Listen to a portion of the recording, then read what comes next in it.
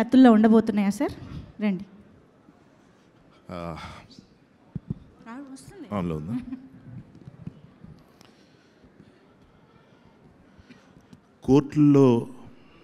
కోర్టులు చాలా బాగుండాలంటే అందులో జడ్జిమెంట్లు బాగుండాలి.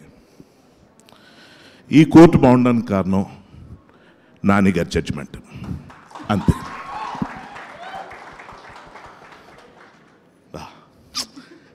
ఈ దాము పాత్రలో ఈ హర్ష చేసిన అభినయం మీకు కనుక హర్షించదగిన విధంగా ఉంటే ఒకసారి మళ్ళీ ఆ హర్షధ్వనాలు.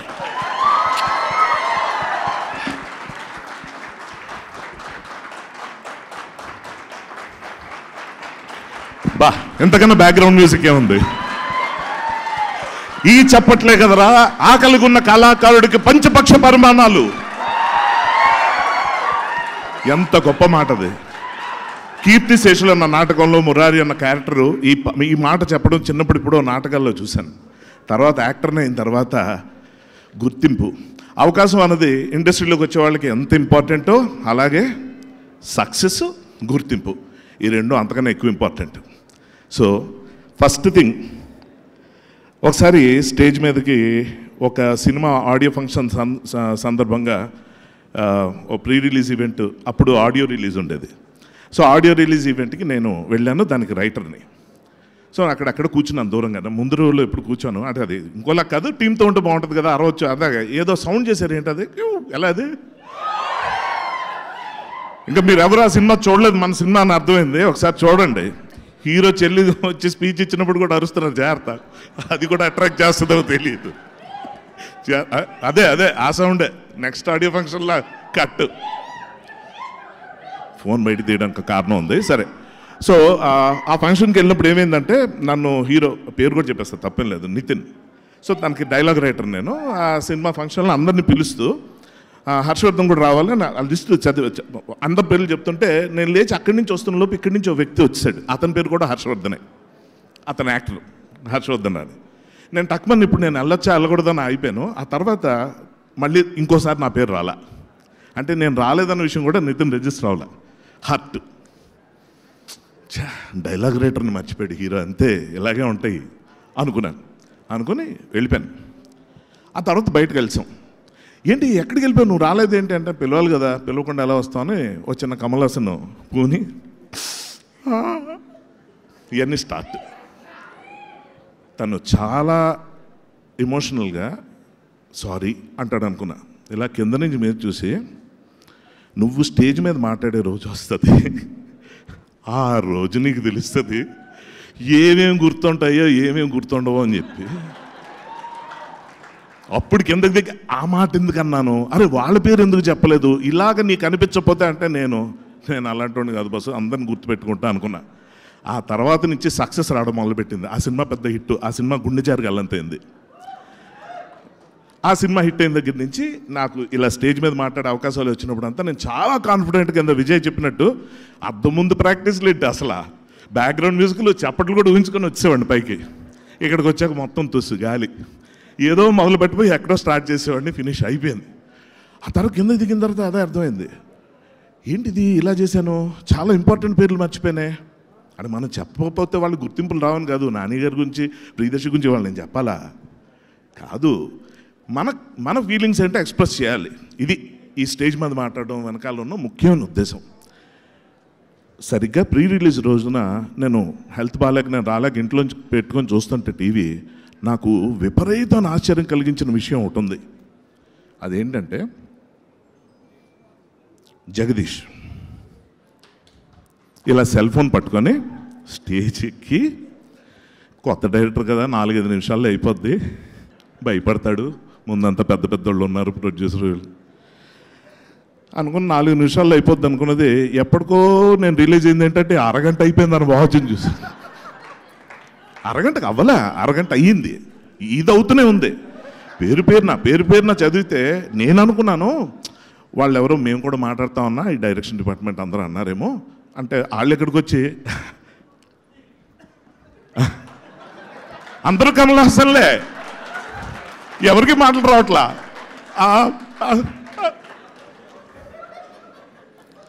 చూసా అంటే ప్రిపేర్ కూడా అవ్వలేదు వీళ్ళు, అయినా స్టేజ్ మీదకి వచ్చారు అని కొంచెం నేను కూడా ఏమైనా ఎక్కువ ఆవేశపడ్డాడు ఈ అబ్బాయి అనుకున్నాను. కానండి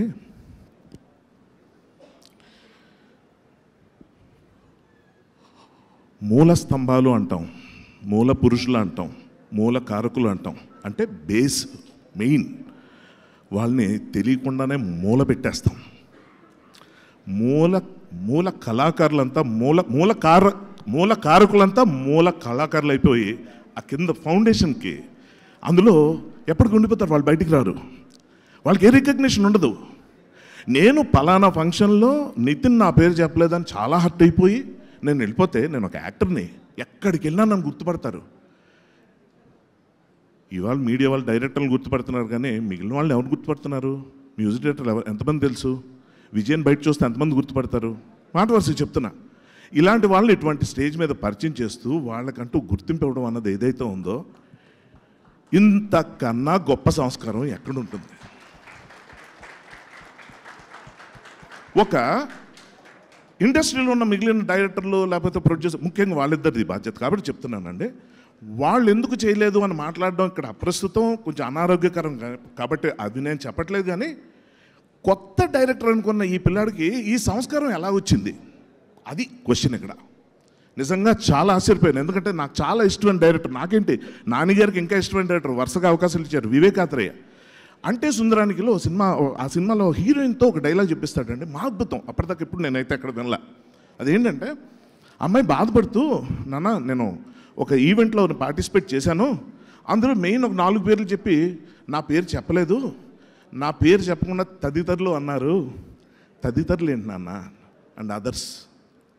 అలాగే డైరెక్షన్ డిపార్ట్మెంట్ ఎన్ టైటిల్స్ వచ్చేటప్పుడు ఆ స్క్రోలింగ్ సర్రని వెళ్ళిపోతుంటే వాడి పేరు వాడే చదువుకోలేడు అందులో. అటువంటి గుర్తింపుకు నోచుకొని వాళ్ళందరూ పడే వేదన ఆ వివేకాత్రేయ చెప్పే డైలాగ్లో తదితరులు అన్న దాంట్లో నిజంగా ఎంత పెయిన్ ఉంటుందో.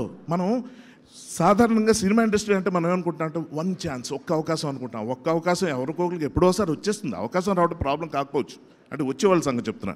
అవి వచ్చిన వాళ్ళు గుర్తింపు ఎక్కడి నుంచి వస్తుంది, సక్సెస్ ఎక్కడి నుంచి వస్తుంది?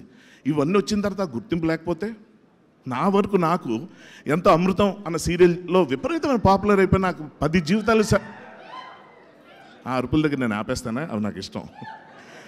అయితే అంత గుర్తింపు తెచ్చుకున్న నాకే ఎప్పుడో కోరిక ఉండిపోయేది ఏంటంటే, ఈ సినిమా సంస్థ వాల్ పోస్టర్లో నేను ఎప్పుడు కనబడినే. నేను చేసిన రోజు మంచివే, నాకు చాలా మంచి పేరు తీసుకొచ్చే, నేను వాళ్ళు చాలా హ్యాపీగా ఉన్నాను కాదంటలే. కానీ పోస్టర్లు కనిపించేవి చాలా తక్కువ. నాకు ఎప్పుడే ఇక్కడెక్కడో అదిగో అక్కడికి వెళ్ళి అలా కాసేపు చూసుకోవాలనిపిస్తుంది. పోస్టర్ మీద కనిపించి ఆ ఆనందం ఎంత బాగుంటుందో ఊళ్ళో చూసుకుంటూ అలా నా ఫ్రెండ్స్కి చెప్తూ.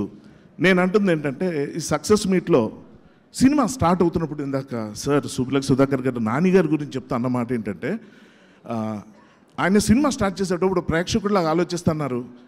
అది ఎంత అద్భుతం అంటే సార్, నిజంగా నాన్నగారి గురించి మాట్లాడాలని నాకు ఉంది, వస్తా. అసలు ఎలా అంటే, ఫస్ట్ పాయింట్, సినిమా స్టార్ట్ అయినప్పుడు ఆ ప్రాసెస్లో ఉన్నప్పుడు ఆలోచించాల్సింది, మనసులో పెట్టుకోవాల్సింది ఆడియన్స్ గురించే. వాళ్ళకి నచ్చుతుందా, ఆస్వాదిస్తారా, జీర్ణించుకుంటారా, నచ్చుతుంది. ఇది సినిమా అయిపోయిన తర్వాత ప్రేక్షకుల్లోకి వెళ్ళక ముందు మధ్యలో ఉన్న వారధి అస్సలు చాలా ఇంపార్టెంట్ అయినది. వారధి మనకి పురాణ కథల నుంచి కూడా రాముడి వారు లంకకి వెళ్ళడానికి కావాల్సిన వారధి ఏదైతే ఉందో అది మీడియా. ఈ మీడియాని జాగ్రత్తగా వాళ్ళ గైడెన్స్తో మనం ప్రేక్షకుల దగ్గరికి ఎలా వెళ్తాం, ఆ పబ్లిసిటీ ఎలా చేస్తాం అన్నది సెకండ్ థాట్. అయితే ప్రేక్షకులకు వెళ్ళిన తర్వాత, సినిమా హిట్ అయిన తర్వాత ఖచ్చితంగా గుర్తుంచుకోవాల్సింది, మనసులో పెట్టుకోవాల్సింది, గుర్తు చేసుకోవాల్సింది, అభినందించుకోవాల్సింది ఆ సినిమా కార్మికులు, ఆ సినిమా నటులు, ఆ సినిమా టీం మొత్తం. వీళ్ళకి ఈ సందర్భంగా రావాల్సిన గౌరవం వస్తుందన్న విషయం నాకు ఇప్పుడు అర్థమైంది. పేరున ఇప్పుడు నేను వాళ్ళందరినీ చెప్పక్కర్లేదు, ఎందుకంటే దర్శకులు ఎప్పుడు చేశారు. ఇవాళ మా దీప్తి గారు మేడం, అసలు నిజంగా కొత్త ప్రొడ్యూసర్లు ఇంత హుషారుగా నవ్వుతూ మాట్లాడడం మనం ఎక్కడైనా చూస్తామా? అది సక్సెస్కున్న పవర్. అలాగే ఇందులో నటించిన చాలామంది యాక్టర్స్లో ఒక యాక్టర్గా నేను ఫీల్ అయ్యేది ఏంటంటే, ఇప్పుడు మనకి మంచి screen time, full length character పడడం, ఆ పడిన క్యారెక్టర్లో మంచి డైలాగ్స్ ఉంటాం, అందులో పంచెస్ ఉంటాం, అది ఆడియన్స్ని ఎంటర్టైన్ చేయటం అనేది ఎంత ఇంపార్టెంటో, అంటే మన మెటల్ ప్రూవ్ చేసుకోవడానికి ఎంత ఇంపార్టెంటో. అలాగే అంత స్క్రీన్ టైం లేకపోయినా, డైలాగ్స్ పెద్దగా లేకపోయినా ఆ పక్కనే నిల్చొని ఈక్వల్గా ఆ సీన్ని పండించడానికి వాళ్ళ సైలెన్స్ని ఉపయోగించడం అన్నది ఎంత ముఖ్యమైన విషయం అది అందరికీ అర్థం కాదండి. ఇది నిజంగా ఒక ఆర్టిస్ట్కే అర్థమవుతుంది, కొంచెం ఆలోచిస్తే ప్రేక్షకులు కూడా అర్థమవుతుంది. ఈ సందర్భంగా ఈ సినిమాలోనే కాదు, ఏ సినిమాలోనే, ఇప్పుడు సుధాకర్ గారిని పెట్టుకున్నప్పుడు నేను అనుకున్నా, ఇదేంటి చాలా సైలెంట్గా సినిమా అంతా ఏం మాట్లాడలేదు ఈయన, దీనికోసం పెట్టుకున్నారా ఏంటిది అనుకున్న టైంలో పదండి బయటకు వెళ్దాం అంటాడు మంగపతి. ఆ వాయిస్లో మనకు లేదు, ఊరికి ఇమిటేట్ చేస్తాం. పదండి బయటకు వెళ్దాం అంటే ఈయన ఇలా అటేటో అదే కండువా లేదరా అంటాడు. ఆ కండువా అన్నది వినగానే అది ఆయన కాకుండా ఇంకెవరు చెప్పినా ఎఫెక్ట్ రాదు, అంత బాగా చెప్పారు ఆయన. సో పాయింట్ ఏంటంటే ఎలాగైతే మనకి డెఫినెట్గా ఆ ఇంపాక్ట్ క్రియేట్ చేయడానికి అవసరం అవుతుందో, ఇందా విజయ్ కూడా అదే చెప్తున్నా. తను ఇప్పుడు ఫేమస్ సాంగ్ ఇప్పుడు అంతా రీల్స్లో అట్లా పాపులర్ అయింది, అది 6/8 రిథంలో ఉంటే దాన్ని 7/8లో మార్చి బ్యాక్గ్రౌండ్ స్కోర్ చేశాడు, which is a wonderful experiment. ఇది కాన్షియస్గా అందరికీ తెలియదు, సబ్ కాన్షియస్గా బ్యాక్గ్రౌండ్ స్కోర్ నచ్చడానికి గల కారణం ఇది. ఇప్పుడు నేను ఇవన్నీ చెప్తే నువ్వు ఎంచుకొని రాగం అంటే ఎంచుకొని తగ్గిటి అలా ఉంటుంది, ఎక్కువ థియరీ అయిపోతుందని చెప్తున్నా. But the fact is that ఈ రికగ్నిషను రాదు, ఇలా చెప్పలేరు, ఇలా బయటికి రాదు. సో అటువంటి వాళ్ళ పరిస్థితి ఏంటని ఆలోచిస్తున్నప్పుడు ఈ సభలో నాకు ముఖ్యంగా కనిపించింది ఏంటంటే, చాలా హెల్తీగా కనిపించింది ఏంటంటే, చాలా స్పష్టంగా అందరికీ క్రెడిట్స్ ఇచ్చుకుంటున్నారు. ప్రొడ్యూసర్ గారు లేచి వచ్చి ఇక్కడ గురించి డ్యాన్స్ వేస్తున్నారు. ఇది చాలా రేర్.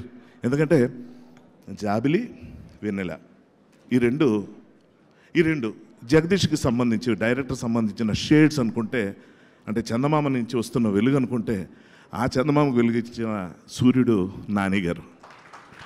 నిజంగా మన మెంటాలిటీ ఎలా ఉంటుందంటే అండి, ఒక పెద్ద ప్రమాదానికి గురైనప్పుడు గుండె ఆగిపోతుంది, అమ్మో ఏంటిది అని ఫట్ మన ముందు నుంచి లారీ ఏదో ఫాస్ట్గా వెళ్ళిపోయి మనం సడన్ బ్రేక్ కొట్టి అరే కొంచెం మనం రెగ్యులర్ స్పీడ్లో వెళ్తే అయిపోవాళ్ళం అనుకున్న టైంలో ఒక్కసారి అలా ఉండిపోయి తర్వాత దాని మీద జోకులు వేస్తాం. అది నేను చెప్పొచ్చు పాయింట్, అంటే హ్యూమన్ మెంటాలిటీ, జోకులు వేస్తాం. అలాగే నాని గారు మొన్న ఇచ్చిన స్టేట్మెంట్కి వాళ్ళందరూ నవ్వుకుంటున్నాం, కానీ ఎంత పెద్ద సూసైడల్ పాయింట్ అండి అది. పాపా ఆనెస్ట్గా చెప్తున్నాను, దాన్ని ఈజీగా తీసిపారేసి నాన్నగారు జడ్జ్మెంట్ వాట్ ఎవర్ అవన్నీ నిజమే కావచ్చు, కానీ తన సినిమాని ప్రమోట్ చేసుకోవడానికి పారాషూట్ లేకుండా దూకేసి ఏదో నన్ను కాపాడుతుందిలే అనుకోవటం అన్నది ఏదైతే ఉందో అది కేవలం లక్ ఫ్యాక్టర్ కొంత ఉన్నా కూడా ఈ పర్టికులర్ ఇన్సిడెంట్లో మాత్రం అతని కాన్ఫిడెన్స్, అది he's been proving it with every film. I seen him growing. నా ఫస్ట్ ఫిల్మ్ నుంచి నాని నాకు తెలుసు కాబట్టి చెప్తున్నాను. అతని గ్రోత్ చూస్తున్న కొద్దీ వాళ్ళు ఎలా అయిపోయిందంటే, ఆయన ఒక స్టార్ అయ్యారు అనుకుంటున్నాం, he's a star maker today. Wow court cinema గురించి నేను చెప్పట్లేదండి, కోర్టు సినిమా ఇంకెవరు చూడలేదు, మీ ఎవరు వెళ్తున్నారు చూడబోతున్నారు కాదంట్లే, కానీ ఆ సినిమాని ఇంపాసిబుల్, ఎంతో టేస్ట్, ఎంతో అవగాహన, ఎంతో అభిరుచి, ఎంతో గట్స్ ఉంటే తప్ప అలాంటి సినిమా ఎవరు తీయలేరు. అందుకు ఆయన అంటే నాకు ఇష్టం, అందుకు ఆయన అంటే రెస్పెక్ట్. వండర్ఫుల్.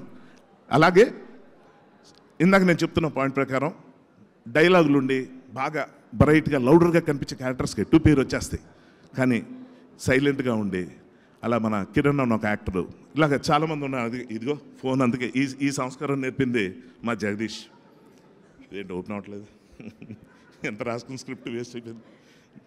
దీప్తి గారు ఇందాక మైక్ పెట్టుకుని నేను ఆ రోజు మాట్లాడలేకపోయినా ఈరోజు మాట్లాడతాను అన్నప్పుడు టక్మని నాకు ఒక ఐడియా వచ్చింది. ఈలోపు ఆయన మా లిరిక్ రైటర్ గారు పక్కనే కూర్చొని, సార్ మీ స్పీచ్ కోసం ఎదురు చూస్తున్నాను సార్, ఎందుకు మీరు చాలా మంచి ఫిలాసఫీ, బాబాయ్ నేనే ప్రిపేర్ అవ్వలేదు, అప్పుడు తీసుకొని రాయడం మొదలుపెట్టా, ఏ పాయింట్ మిస్ అవ్వకూడదని చెప్పి. వాళ్ళు కొంచెం మాట్లాడతా 40 minutes ముందు 20 minutes తక్కువే. సో అందరూ చుట్టూ తిరిగి నా మీద పడ్డారేంటే, వాట్ యూ డన్ ఇస్ పర్ఫెక్ట్గా super excellent, there is no doubt about it. అంటే ఈ బిహేవియర్ అంతటి కారణం స్ఫూర్తి జగదీషే. సో వెరీ గుడ్, దాదాపు ఏం మిస్ అవ్వలేదు, అన్నీ చెప్పేశాను, బాగుంది, మెమరీ బాగానే ఉంది. Thank you very much, all the best, love you all, have a great time, cheers. Super.